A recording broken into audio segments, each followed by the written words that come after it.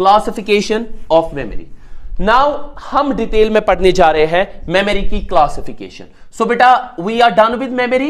Memory is classified into two categories, either it is primary memory और it is secondary memory. ठीक है, हमें ये डिटेल में अब सारा पढ़ना है। Primary memory is classified into two categories. कितनी कैटेगरीज में? दो। First one it's called as RAM and second one it's called as RAM is classified into two categories. It's SRAM and second it's DRAM. ROM is classified into three categories. It's PROM, EPROM, it's EEPROM. Done? ठीक है? Secondary memory. Either it's your hard disk drive, HDD, it's your magnetic tapes, it's floppy disk, either it's your CD DVD or it's your flash drives. ठीक है, that comes under the category of flash drives. Done? Before discussing this classification of memory, जैसे मैंने memory को समझाया आप लोगों को, we need to understand nature of memory. हमें nature of memory समझना है। ठीक है, मेमोरी की कितने टाइप की नेचर्स है। मेमोरी क्लासिफिकेशन पढ़ाने से पहले we need to understand nature of memory. Basically memory is of two types. ठीक है, मेमोरी का नेचर जो है वो दो तरीकों का होता है। Either your memory is of volatile और it is non volatile. That is nature of memory. ठीक है, मेमोरी का नेचर या तो वॉलेटाइल का होता है या तो नॉन वॉलेटाइल का होता है। मेरी बात समझ आ रही है बेटा? मेमोरी का जो नेचर है ईदर इट इज वॉलेटाइल और इट इज नॉन वॉलेटाइल। ठीक है, वॉलेटाइल मेमोरी क्या होती है और नॉन वॉलेटाइल मेमोरी क्या होती है? मेरे पास कंप्यूटर सिस्टम है। ठीक है बेटा, कंप्यूटर सिस्टम अगर मेरे पास है, मैं काम करते जा रहा हूं कंप्यूटर सिस्टम पे, पावर सप्लाई लग के है कंप्यूटर सिस्टम पे, पावर सप्लाई गई, मेरा डेटा सारा क्या हो गया? Erase. This type of memory is called as volatile memory. So volatile memory is a memory which requires power supply to retain its data.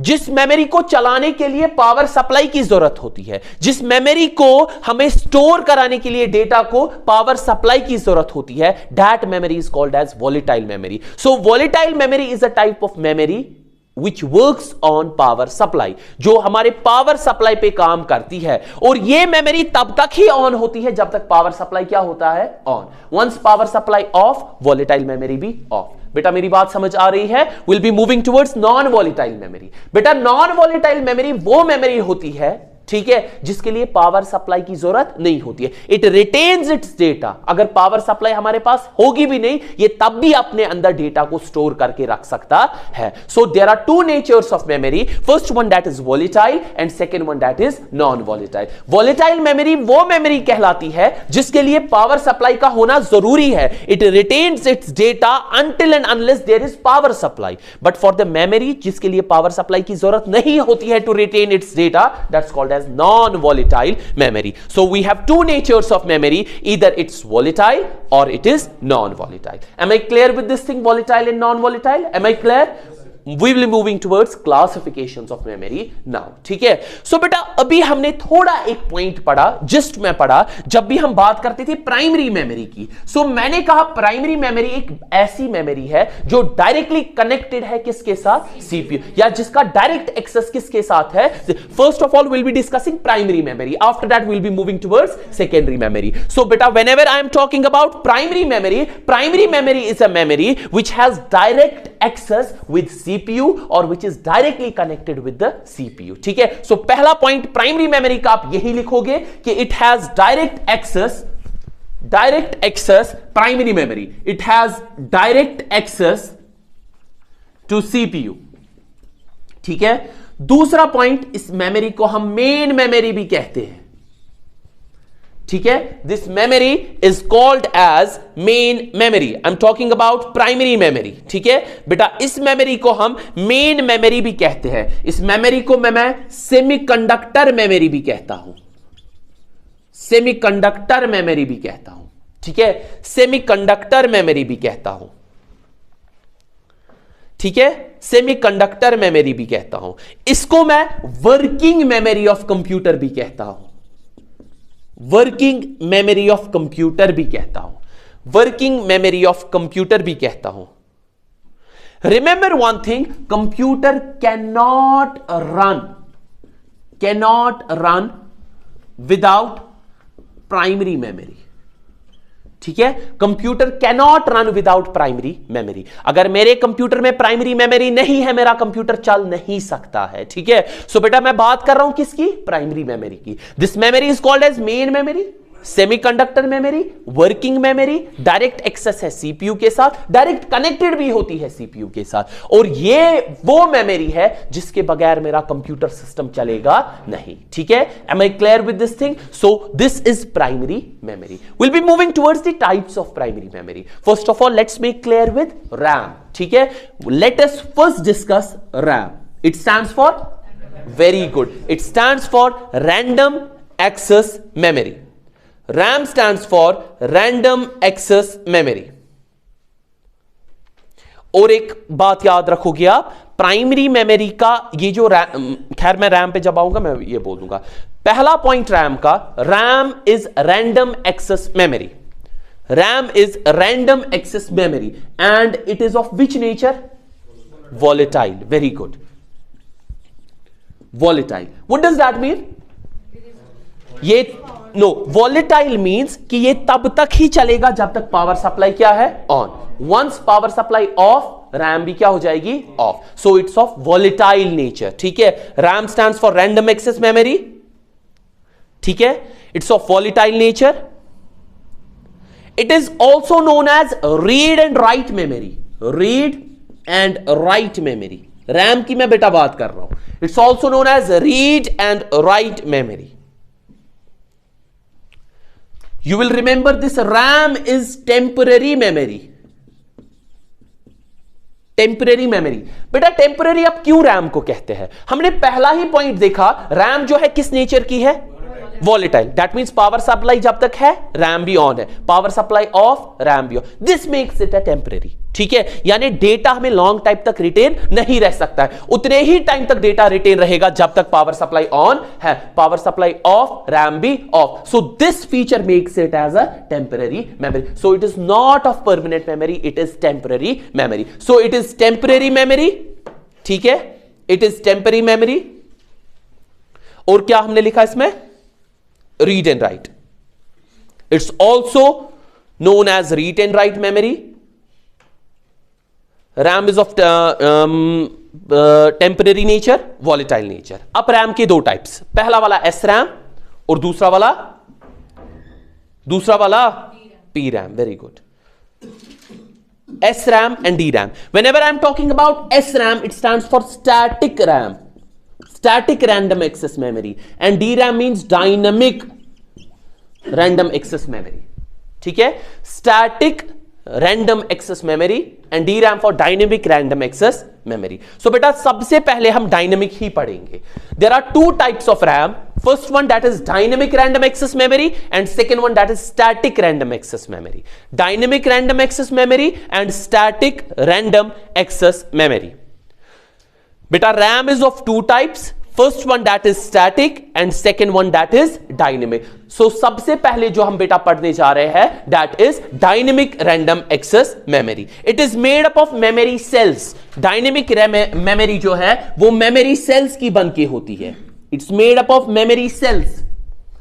ठीक है, जहां पे हर किसी सेल को एक कैपेसिटर और एक ट्रांजिस्टर अलॉट किया जाता है। ठीक है, you will remember dynamic RAM बन के होती है मेमोरी सेल्स की, और हर किसी सेल के पास एक कैपेसिटर और एक ट्रांजिस्टर होता है। ठीक है, it is made up of memory cell where each cell is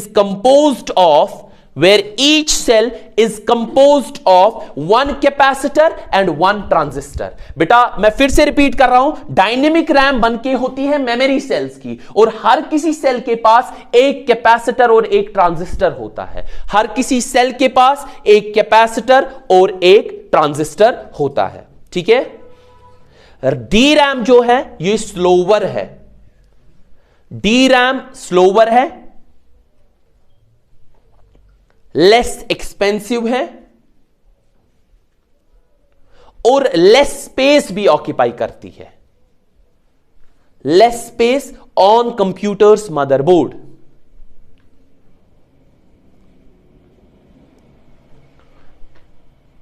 एक और इंपॉर्टेंट पॉइंट आप डी रैम में याद रखोगे, अगर डी रैम में इंफॉर्मेशन को स्टोर करना है, क्या करना है, इंफॉर्मेशन को store, so you need to continuously refresh D RAM. ठीक है, आपको अगर इंफॉर्मेशन को स्टोर करना है ना बेटा डी रैम में, तो आपको डी रैम को कंटिन्यूअसली क्या करना है, रिफ्रेश। ये पॉइंट आप याद रखोगे। पहला पॉइंट जो मैंने डी रैम का बोला कि डी रैम बाई बन के किनके होती है, मेमोरी सेल्स की। ठीक है, और हर किसी सेल के पास एक कैपेसिटर और एक ट्रांजिस्टर होता है। डी रैम स्लोअर है, कम पावर सप्लाई, कम लेस एक्सपेंसिव है, और कम स्पेस भी यूज करती है कंप्यूटर्स मदरबोर्ड पे। और आप याद रखोगे अगर डी रैम में डेटा को स्टोर करना है तो you need to continuously refresh that. So note it down, note it down.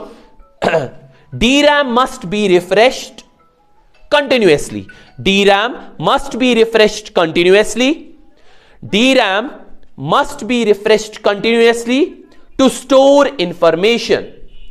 DRAM must be refreshed continuously to store information. To store information. To store information.